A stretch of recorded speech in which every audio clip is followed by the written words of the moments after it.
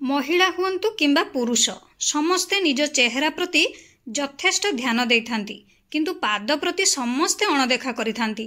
पाद तथा गोईठी फाटिबा समस्या समस्तଙ୍କ ମଧ୍ୟରେ ଦେଖାଯାଏ किंतु ଏହା प्रति अवहेला हेउथुबा कारणरू अनेक समस्या देखाଯାଏ। काम करिबा सह ठिया हेबारे मध्य समस्या होइथाए। शीत ऋतुरे त्वचा जनित अनेक समस्या लागि रहे। शरीर को शीत तो घाइला करे ता सह स्वास्थ्य जनित समस्या मध्य शीतरे अधिक देखिबाकू मिलिथाए। एही क्रमरे शीत दिने गोईठी फाटिबा एक बड़ समस्या। अनेक लोकंक पई जहा सेमानक मुंड बिंधार कारण मध्य होइथाए।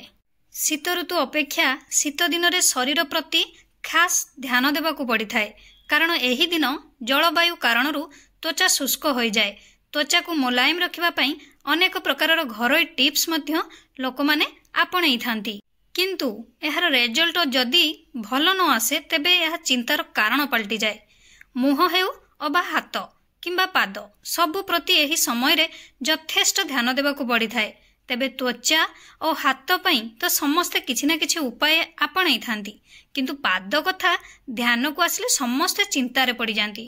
महिला हुअन्तु किंबा पुरुष समस्ते निज चेहरा प्रति यथेष्ट ध्यान देइथांती किंतु एहारी मध्यरे पाद प्रति अणदेखा हो जाए।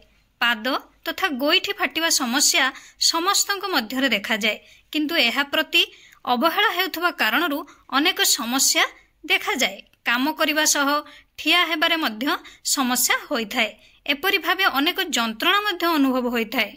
फाटी जाइथिबा गोईठी पई घरोई उपचार आसंतु जानिबा। गुड आफ्टरनून आपण मानकु समस्तଙ୍କୁ मो तरफ नमस्कार।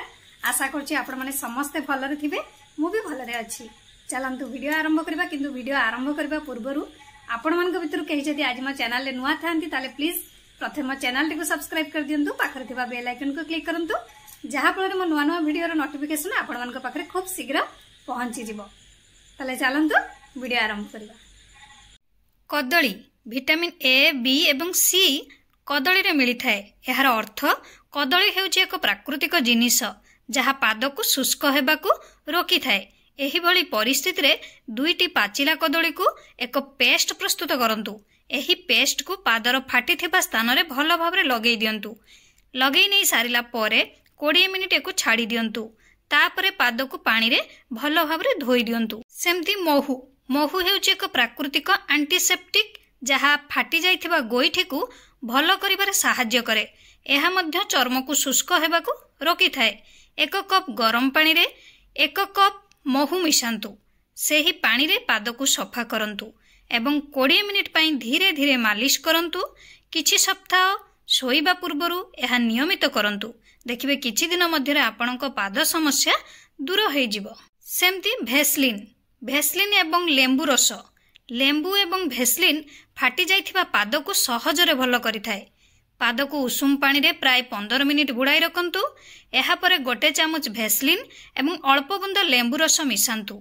एही मिश्रण को आपणक गोईठी एवं पादर अन्य अंश रे भल भाबरे लगांतु।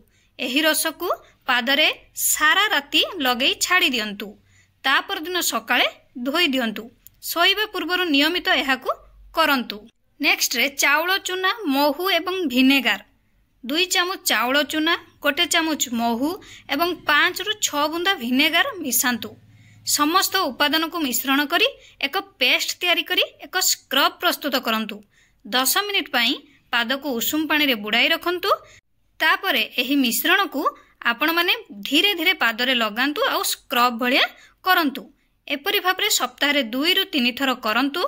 देखिबे आपणकर पादर जेकोनोसी समस्या चली जिवो। एही सबु घरोई उपचार व्यवहार करि परिबे। एही सबु घरोई उपाय सहायरे आपण गोईठी फाटिबा समस्या मुक्ति पाई परिबे। आशा करूची आपण मानको वीडियोटी भलो लागिथिबो हेल्पफुल लागिथिबो। जदि भल लागिथे ताले निहाती लाइक कमेंट शेयर सब्सक्राइब करि देबे। मते ताले विदाय दियंतु।